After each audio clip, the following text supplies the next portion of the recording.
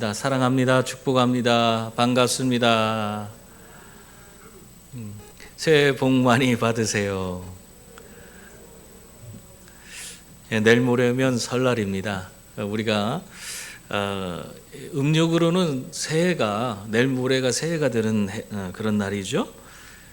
이 설날이 얼마나 큰 명절인지, 정말 설날이 되면은 민족의 대이동이라 할 정도로 사람들이 엄청나게 이동을 합니다.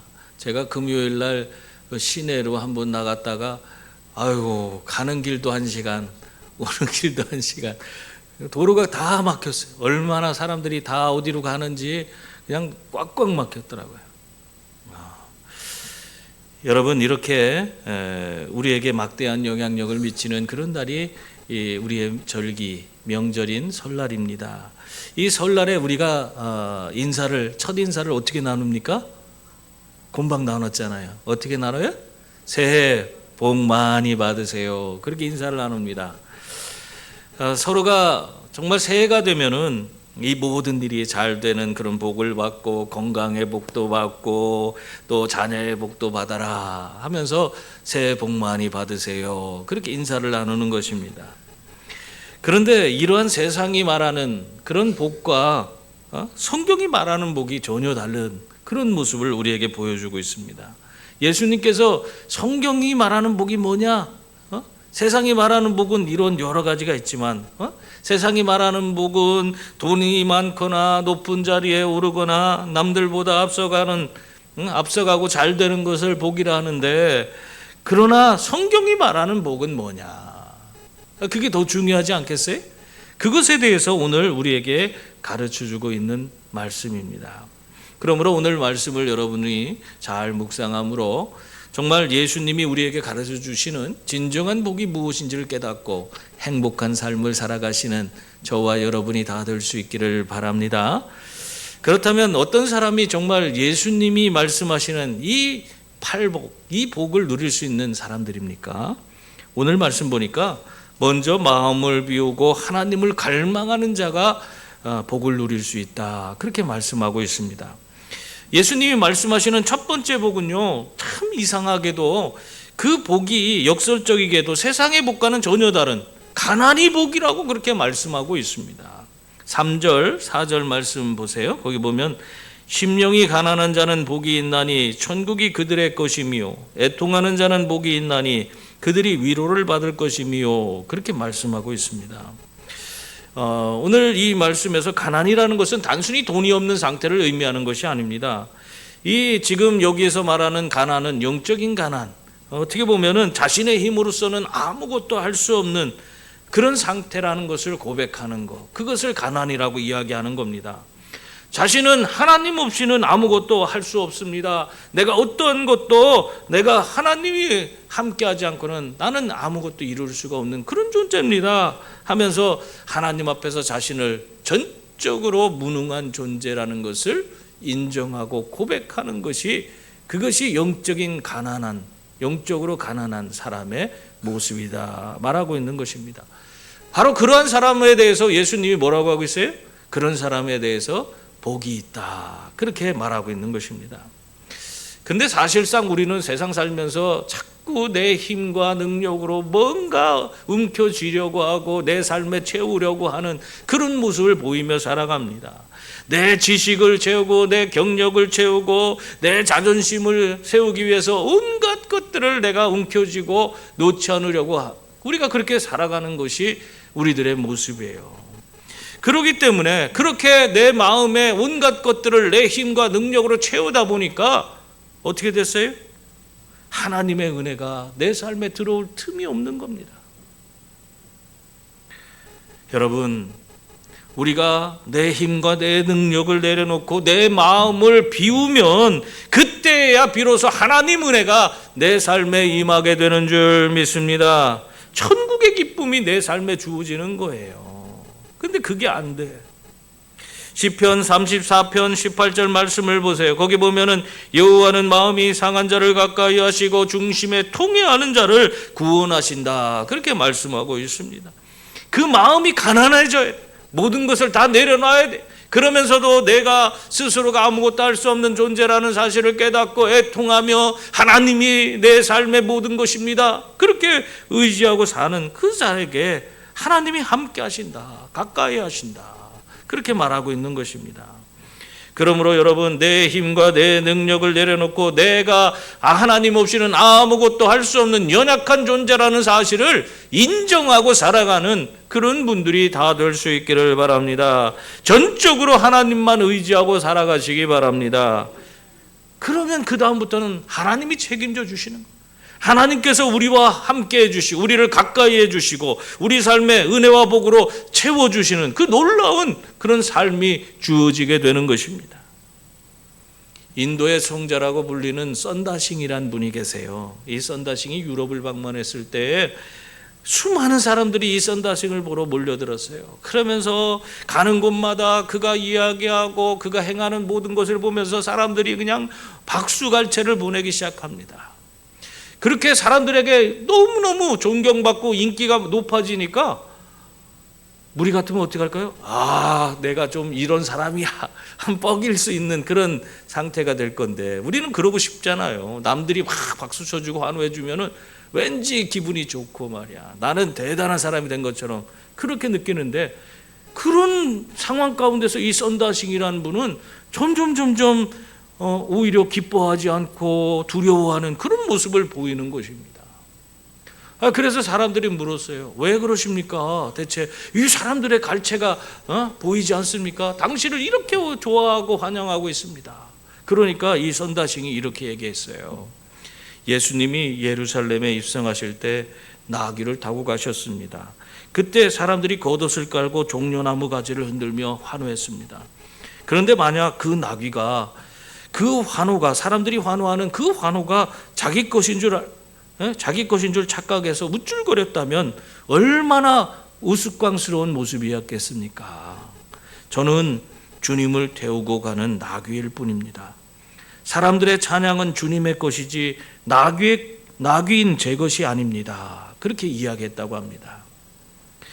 썬다싱은 자신에게 환호하는 사람들 앞에서 자기가 행하는 모든 것들은 다 내 힘과 능력이 아니고 주님의 힘과 능력이다, 그렇게 고백하면서 나는 주님을 태운 나귀에 불과합니다, 그렇게 고백을 했어요.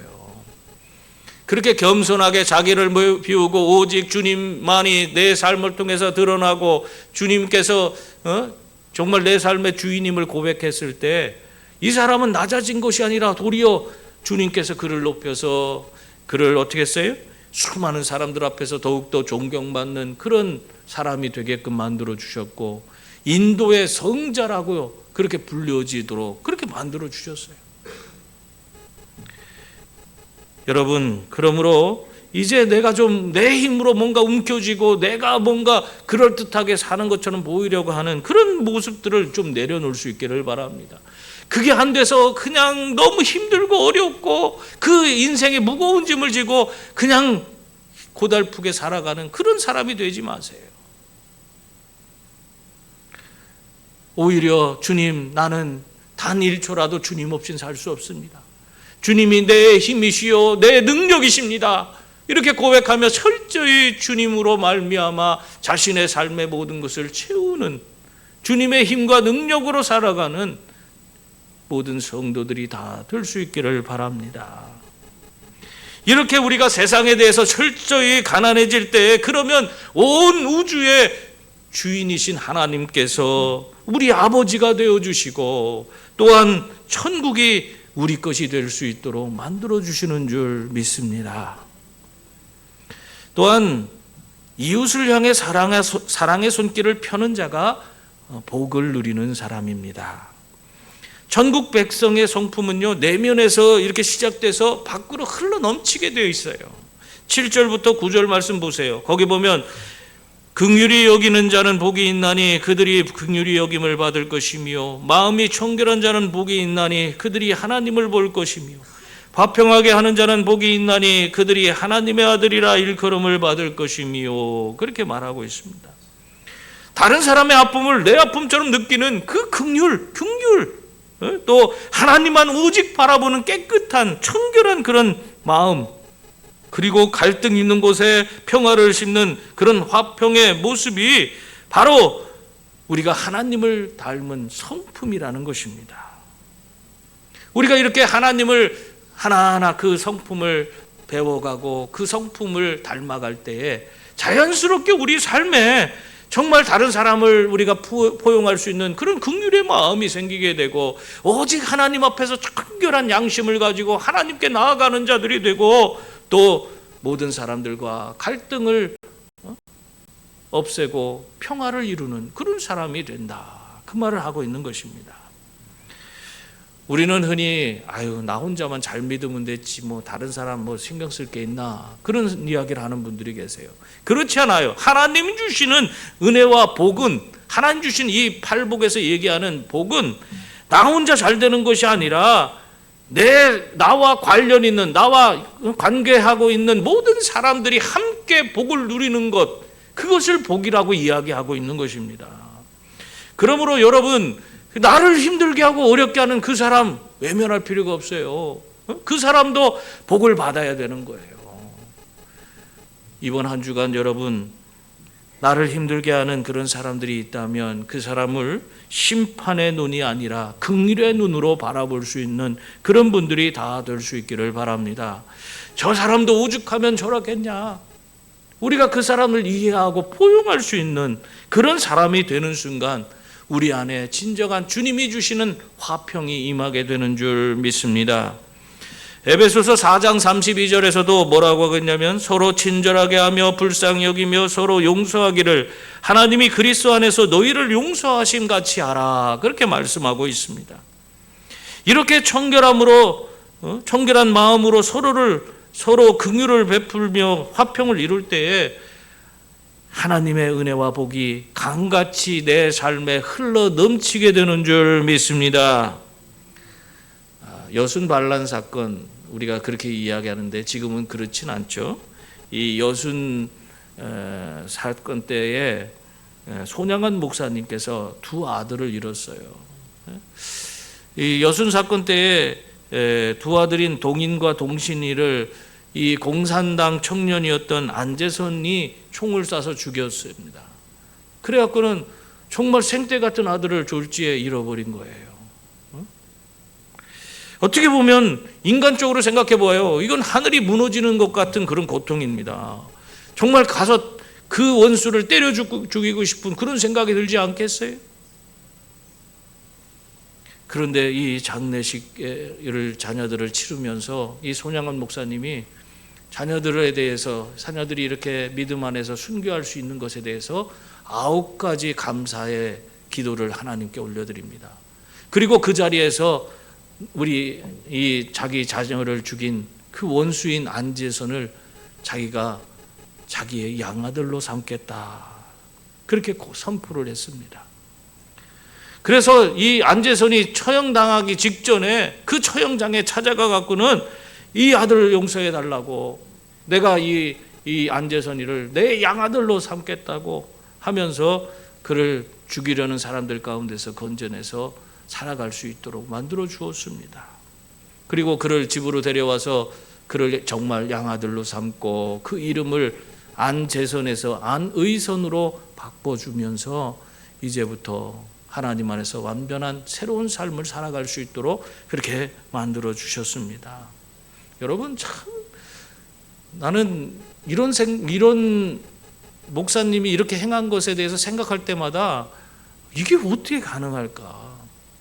정말 내 자식들을 죽인 원수를 어떻게 내가 양아들로 삼고 그를 위해서 헌신하면서 그렇게 살아갈 수 있을까? 이 손양한 목사님은요, 이 청년을 아들을 죽인 살인마로 보는 것이 아니라 죄의 노예가 되어서 갈 길을 잃은 불쌍한 영혼으로 보았기 때문에 그를 긍휼히 여기고 그를 불쌍히 여길 수 있었던 것입니다. 주님께서 자신을 십자가 위에서 용서하신 그 용서의 사랑, 그 긍휼의 사랑을 이미 알고 있기 때문에 이 피비린내 나는 증오의 현장에서 오히려 용서와 평화의 평화를 이야기하는 그런 사람이 될 수 있었던 것입니다. 여러분, 이것이 세상을 화평하게 하는 자가 누리는 진짜 복이 되는 줄 믿습니다. 성도 여러분, 언제까지 나만 아니면 돼라는 그런 이기적인 신앙에 머물러 있겠습니까?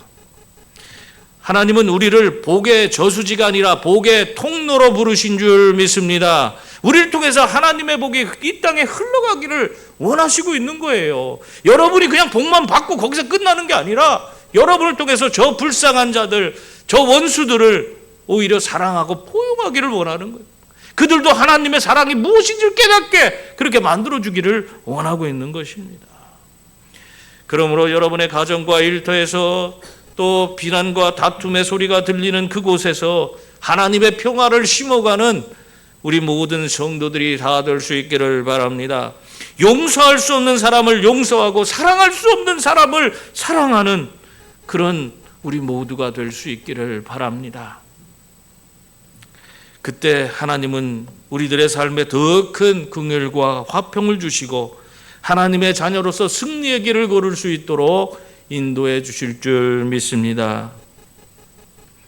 그리고 또한 진리를 위해 고난받는 자가 복이 있습니다. 이 팔복의 마지막 이야기가 뭡니까? 박해에 대한 이야기예요. 박해에 대한 이야기. 10절부터 12절 말씀 한번 같이 읽어보겠습니다. 의를 위하여 박해를 받는 자는 복이 있나니 천국이 그들의 것임이라. 나로 말미암아 너희를 욕하고 박해하고 거짓으로 너희를 거슬러 모든 악한 말을 할 때에는 너희에게 복이 있나니 기뻐하고 즐거워하라. 하늘에서 너희의 상이 큼이라. 너희 전에 있던 선지자들도 이같이 박해하였느니라. 아멘. 박해받을 때 그것이 복이 되기 때문에 기뻐하고 즐거워하라고 그렇게 말씀하고 있는 것입니다. 근데 사실상 우리가 박해받을 때 그리고 여러 가지 어려움에 처한 상황 가운데서 나를 사람들이 미워하고 손가락질하고 비웃을 때 어떻게 그것을 기뻐하고 즐거워할 수 있겠습니까? 그 일은 정말 힘들고 어려운 것이에요. 그런데 그런 일을 당할 때에 그것이 당하는 것을 복이라 욕이라고 그렇게 말하고 있는 겁니다. 그게 복이라고 말하고 있어요. 여러분 속상한 일 많이 당하잖아요. 다른 사람들 때문에 얼마나 가슴이 찢어지고 고통스러운 그런 일들이 많이 우리에게 주어집니까? 근데 그게 복이라는 거예요. 왜냐? 그러한 박해가 바로 내가 하나님께 속해 있다는 것을 증거하는 것이기 때문에 그게 복이라는 것입니다. 베드로전서 4장 14절 말씀해 보면은 이러한 일에 대해서 너희가 그리스도의 이름으로 치욕을 당하면 복 있는 자로다. 영광의 영 곧 하나님의 영이 너희 위에 계심이라. 그렇게 말씀하고 있습니다.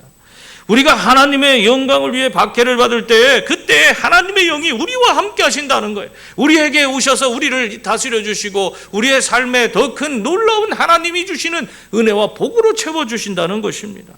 여러분, 하나님이 함께하는 것이 복인 줄 믿습니다. 하나님이 함께 하시면 두려울 게 뭐가 있어요? 하나님은 능치 못할 일이 없는 분이세요. 여러분의 모든 삶의 걸음걸음을 인도하시고 이끌어 주실 수 있는 분이에요. 그래서 박해받을 때 하나님께서 우리와 더 가까이 함께 해주시기 때문에 그러므로 우리는 박해 가운데서 두려워하지 않고 담대하게 그 모든 박해를 이겨내고 승리의 길을 걸을 수 있는 줄 믿습니다. 사실 오늘날의 박해라는 것은 초기 교회의 모습과는 전혀 다르죠. 초기 교회는 매를 맞고 또 감옥에 가는 그리고 죽임을 당하는 그런 일들이 비일비재하게 일어났습니다. 그러나 오늘날 우리들의 모습은 어때요? 오늘 우리가 박해받는다 해봤자 세상 사람들로부터 손가락질 받고 비아냥거림을 받고 또는 우리가 직장 생활할 때 여러 가지 불이익을 받는 그런 일에 불과하지 않습니까? 우리가 이 박해받는다고 해서 죽을 만큼 우리를 누가 죽이려고 하는 감옥에 가는 그런 일이 주어지진 않아요. 그런데도 불구하고 우리에게 이러한 불이익이 주어지면 너무 속상한 일이 많은 거예요. 마음에 얼마나 괴로운지 모릅니다. 직장에서 정직하게 일하느라 손해를 보기도 하고 혹은 그리스도인이라는 그런 이유로 부당한 대우를 받는 그런 경우가 얼마나 많은지 모릅니다. 그렇다고 해서 너무 억울해하지 마시기 바랍니다. 오히려 그때에 내가 지금 주님의 길을 제대로 걷고 있구나, 주님께 내가 더 가까이 나아가고 있구나, 내가 주님의 자녀가 되었구나, 그렇게 더욱더 확신을 갖는 그런 성도들이 다 될 수 있기를 바랍니다. 세상의 인정보다 주님의 인정을 받는 그런 성도들이 다 될 수 있기를 바랍니다. 세상이 인정해 주면 뭐합니까? 그렇다고 지옥 안 가나? 세상이 인정해 주는 건 아무것도 아니에요. 주님께서 인정해 주실 때 천국이 우리 것이 되는 것입니다. 일제시대 주기철 목사님이 신사참배를 거부하다가 감옥에 갇혀서 온갖 고문을 당하셨습니다. 가장 유명한 그런 일화가 있는데, 그것은 일제가 이 주기철 목사님의 그 신앙을 꺾어버리려고 이 합판에다가 이렇게 대못을 박아갖고는 그것을 바닥에 깔고 그 못 위를 걸어가게 하셨어요. 여러분, 그 못 위를 걸어보세요. 그럼 어떻게 되겠습니까? 체중 때문에 그 못에 찔리고 그게 찌르고 들어와서 뼈에 박히고, 그런데 또 그거를 떼고 한 걸음 한 걸음 옮길 때마다 거기서 폭포수처럼 피가 막 흘러 넘칠 거 아니에요. 그런 고통 속에서 이 주기철 목사님이 찬송을 부르면서 그 대못이 박힌 그곳을 걸어갔다는 겁니다. 그러면서 그때 하신 말씀이 일사가구라는 얘기를 했습니다. 그래서 일사가구, 내가 주님을 위해 한 번 죽는 것을 내가 기쁨으로 여기겠다 하는 그런 고백입니다.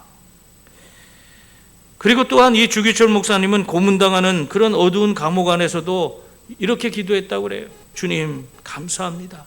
저 같은 죄인이 주님의 고난에 참여할 수 있게 하시니 이보다 더 큰 영광이 어디 있겠습니까?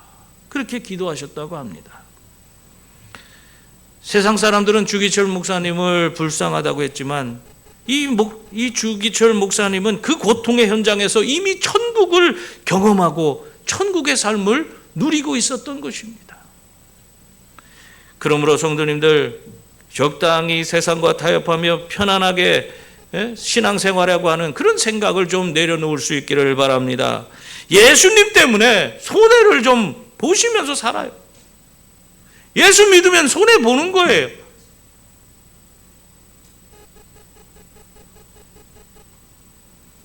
만약 예수님 때문에 내가 손해 보는 것이 하나도 없다면, 내가 정말 예수님을 제대로 믿고 있는 것인지, 내가 예수님이 걸어가신 그 길을 제대로 따르고 있는 것인지 한번 점검해 보아야 하는 것입니다.